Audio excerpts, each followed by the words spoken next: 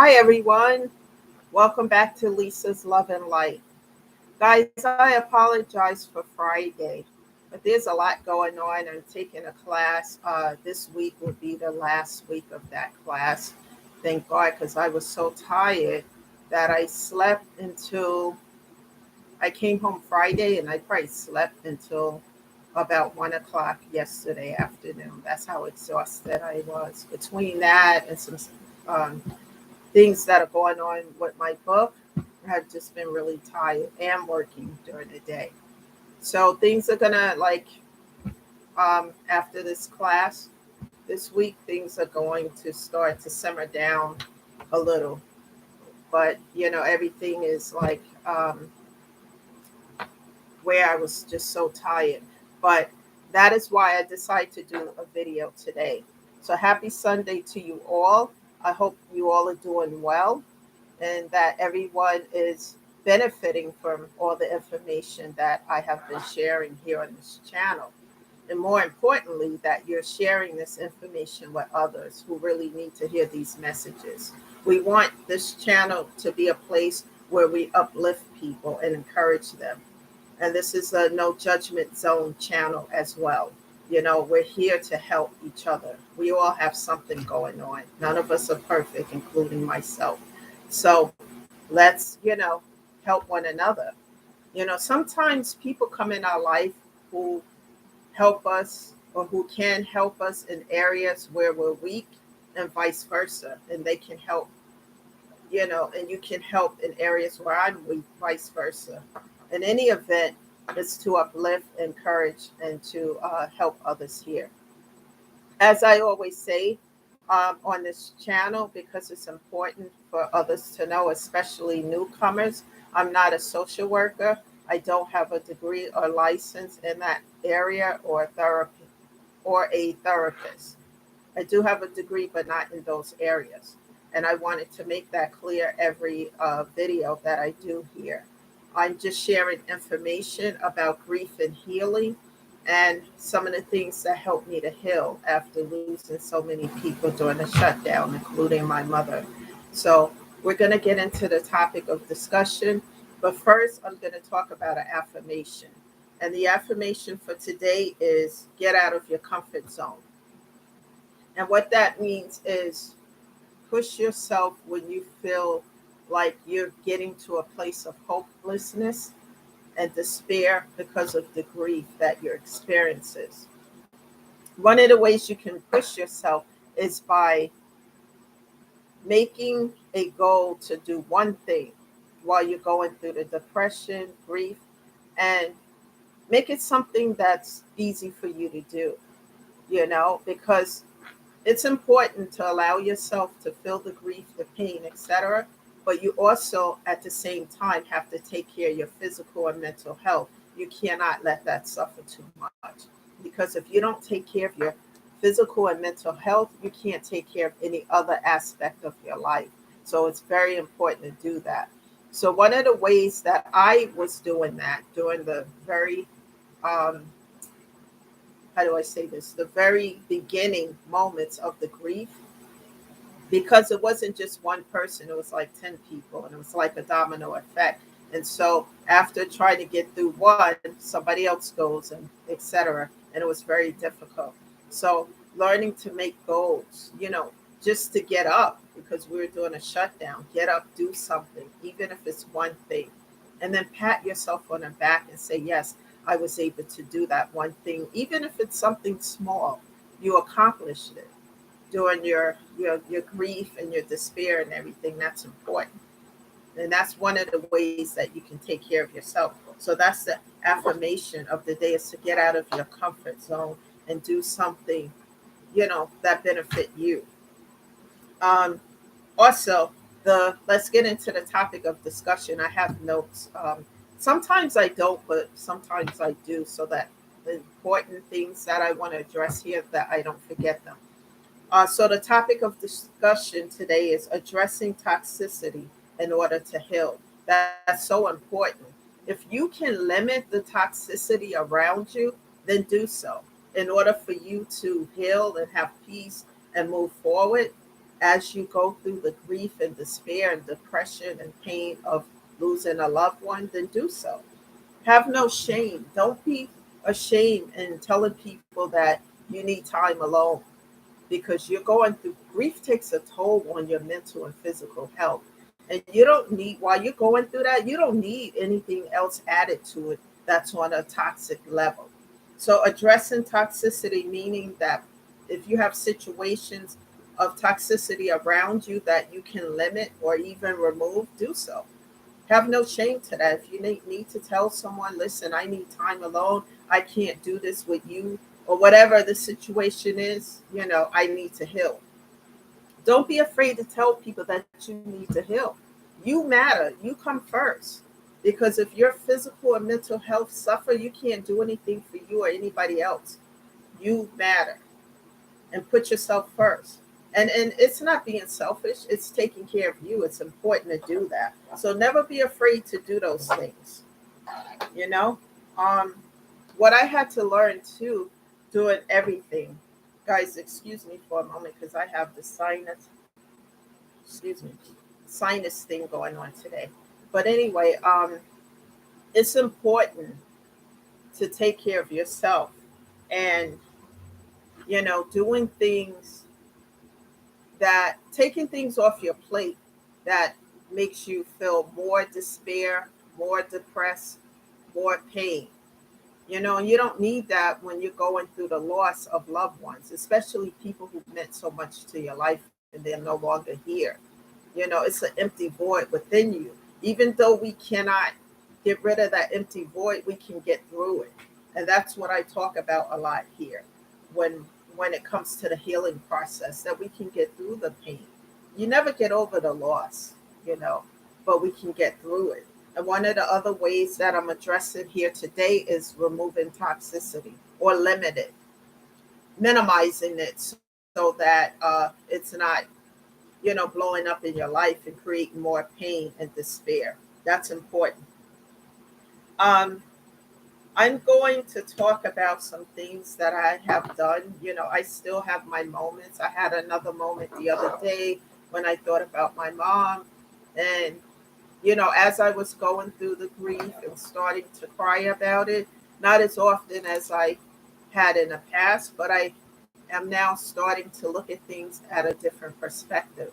And one way that I'm looking at it, as the grief comes on or comes upon me, because it can come at any given time, because you still miss that loved one. As I was starting to feel the grief come on, I started to think about my mother, and that if she was here, what she would say to me right now. She would not want me to live the rest of my life in grief and not embracing life to the fullest like she did. My mom worked hard, and what she did, we went on trips all the time as kids. We traveled a lot, going different places, to Disney World, to the Danbury, Connecticut Fair, and to Amish Town, and then to Radio City Music Hall to see the Rockettes, the Ice Capades, the Bailey Circus, and it went on and on and on, and taking trips and going away and doing things. My mother enjoyed that even after she retired, going on cruises and doing things like that, living life to the fullest, and enjoying these things. And she would want me to live my life to the fullest and not in grief and pain for the rest of my life. So that helps me when I start feeling those trigger moments.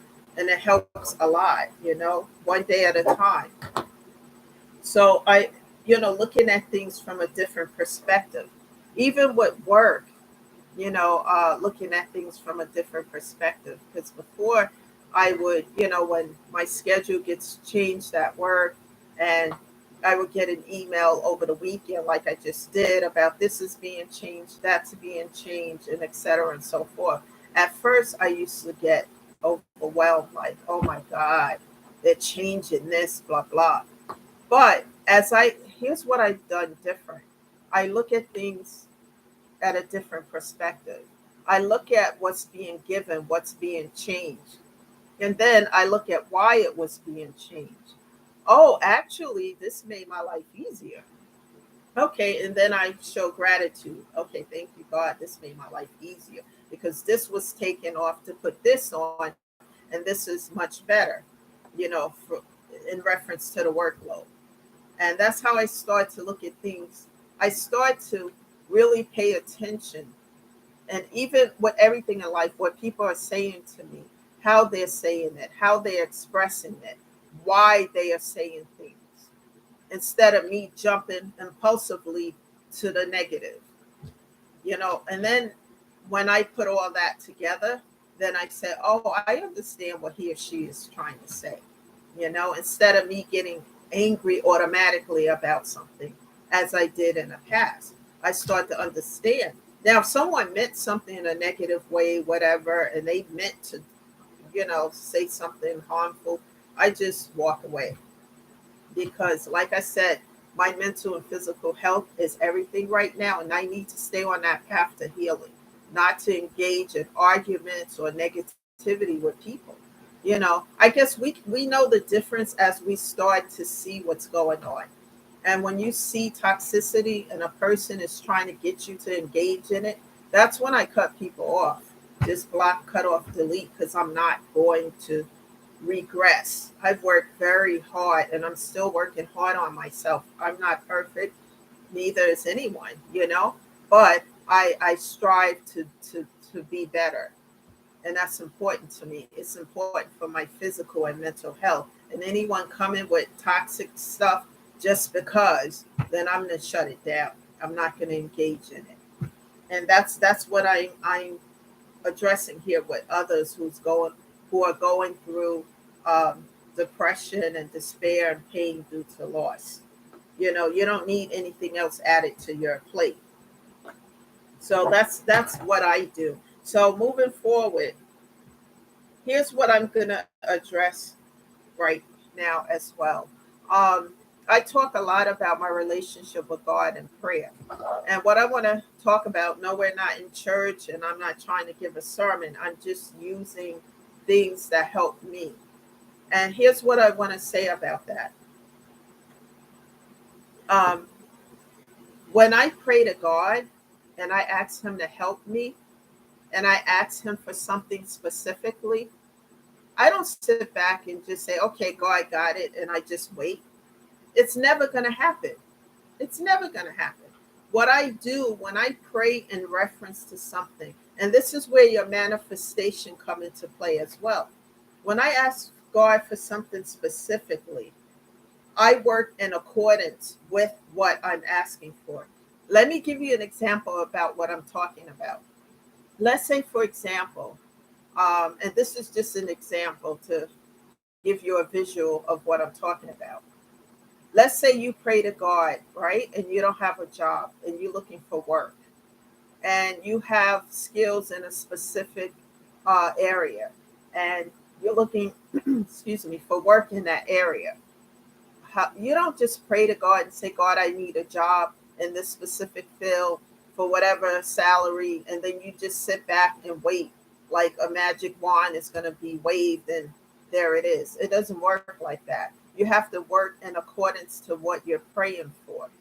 For example, like you ask God in prayer. And if you're coming to Him sincerely, honestly, and with no negative ulterior motives, and then after you pray to Him, then you know you need a resume in order to apply for these positions at hand.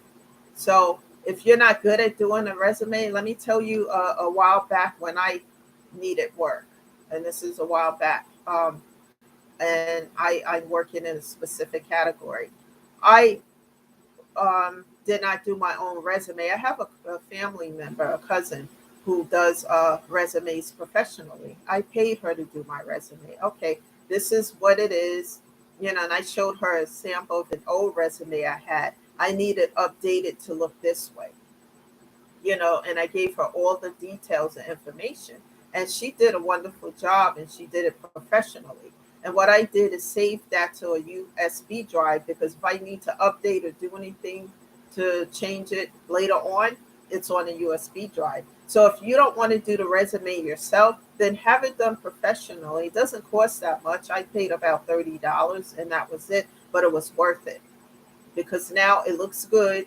It's, and then I was able to get the job I want after doing that. So this is what I'm saying about manifestation and prayer. When you pray asking God for something, you're sincere and you're not doing it for malicious reasons or whatever, and you're being honest and you're diligently moving forward, God will answer those prayers. He would do what you can't do. So you put forth that effort and have the resume done, and then you start sending them out. God will do the rest. And whatever you're asking for, as long as it's sincere and it's not something malicious or to hurt anyone else, and you act in accordance to what that is, God will do what you can't do, what we can't do. I've experienced that time and time again, so I am talking from experience, and He has come through. And that's important. And like I said, but when people are malicious and doing things behind the scene, God is not going to answer prayers like that. So the resume thing is an example that I'm sharing with you. Also, I want to address something also. When you're going through grief and pain, you have to ignore the noise around you. And when I reference the noise, I'm talking about the negativity, the toxicity, etc. You can't engage in it. You can't let it distract you, especially when you are in a space where you want to heal. You have to let that go because, people will always have something to say, good or bad. Even if you're doing the right thing and you're on the right path and you're there to help other people and help yourself, etc. People will find something to do. What I've noticed is that sometimes, people will try to pull you in their BS and drama, and you don't have nothing to do with that. You don't know nothing about it. But somehow they're trying to pull you into that toxicity. And that's when I cut off, block, and delete because I have no time for it anymore. And I'm not the same Lisa anymore as I was not even a year ago. I have grown a lot, and this space is really about helping other people to grow. None of this is easy. It's difficult. And in my case, it's difficult because I'm doing it not just with God, but in a natural by myself.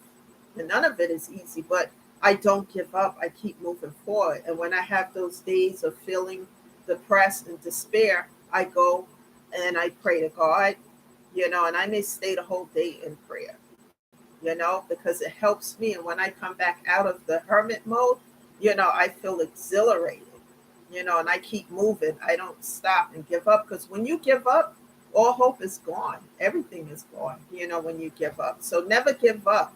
Just keep moving. Even if you're taking slow steps, little steps, it's better to take a step forward, even if it's one step, than no step at all. So it's important to keep on. And one day you're going to start to feel better. I promise you that as you do this. Take time, by yourself, but don't stay in a place of being there too long, but long enough so that you can heal. And while you're in that space, you can heal yourself through music. You can heal yourself through little things, like by taking care of yourself, things that you like doing, maybe putting together a puzzle, just staying in a place of peace, spending time if you have a dog or a cat. Animals are very healing when it comes to helping us to heal and get better. Animals are really important when it comes to that. And also, the gossiping and things, keep yourself away from all of that because that's just going to add to your grief and pain.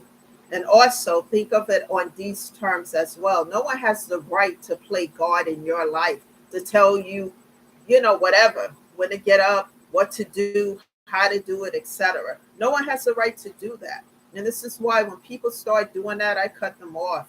I let them know I'm not putting up with that. Cut off, block, and delete. That's what I do because my peace of mind, my moving forward with healing is everything to me, and it's important for that to be everything to you. You matter, regardless what other people say. It's not their path. And it's important that you continue to heal, because as you do so and as you feel better, you do better. As you do better, you start to self love. And when you start to love yourself, and don't let other people think that you're being narcissistic for loving yourself. That's not true. We all are supposed to love ourselves and know that we're worth it, and not let other people make us feel insignificant or lower or very low. No, no. You continue to move forward, love yourself, because as you start to love on yourself, you're not going to allow toxicity in your life. You're going to say, look, I'm not putting up with this. It's so important. And I keep myself busy as well. Like I have things going on with my book right now, which is good news, and I'm happy about it. And I keep myself busy. And at nighttime, like I said, it's Sunday. Sunday night is hard for me, but I get through it. And I talk to God, ask Him to help me to get through things. And I listen to videos, positive affirmations I say daily to keep myself uplifted. We all are human. We have good days, we have bad days. And I just keep going. And don't knock yourself too much if you don't get much done in the beginning. But just make a goal, even if you get one thing done throughout the time where you feel despair and depression. That's something positive. And keep going. Never give up. You know what? And as you do so, minimize the toxicity around you, because it's important for you to continue to stay on this path to heal. Those are some of the tips I'm using to help others out there today. And if you have a friend or someone that you can talk to, and they can sit there and listen to you, tell that person you need to talk. More importantly, get connected to a therapist in the state that you live in. Google a therapist and start the process. It's going to be slow and uncomfortable at first, but as you continue to do so, it's going to get better. I promise you that. If I can do it, you can do it as well. And, also get connected to a grief bereavement group in your area. That's going to help too, because you're going to hear stories from other people who are going through grief matters such as yourself. And some of the things you hear from their stories may help you as well. And share this channel, because some people are out there right now going through grief and they don't come out and talk about their feelings and how they're hurting and feeling despair. They really may need to hear these videos. So subscribe to the channel, keep sharing, liking, and talk to me in a comment category. Tell me what you're going through. Tell me what you need to hear, and I will address it here. Remember, this channel is a no judgment zone, and it's to uplift and to motivate others so that we can continue to help other people. My purpose and goal now is to turn that pain into a purpose, being on this channel, turning that purpose into power, turning that power into paying it forward to help other people so that they can move forward and get better and continue to help others. That's what we're here to do. Thank you all for being here today. I'm going to be back here tomorrow. I'm not sure of the time. I'm hoping that I can be here tomorrow morning. Everyone have a great Sunday. Thank you for being patient with me. And remember to send me comments to let me know what you're going through and what you want to hear. It's important to help one another and stay on this course. Thank you for being here. This is Lisa, shedding love and light always. And I will see you guys tomorrow. Have a great Sunday. Bye for now.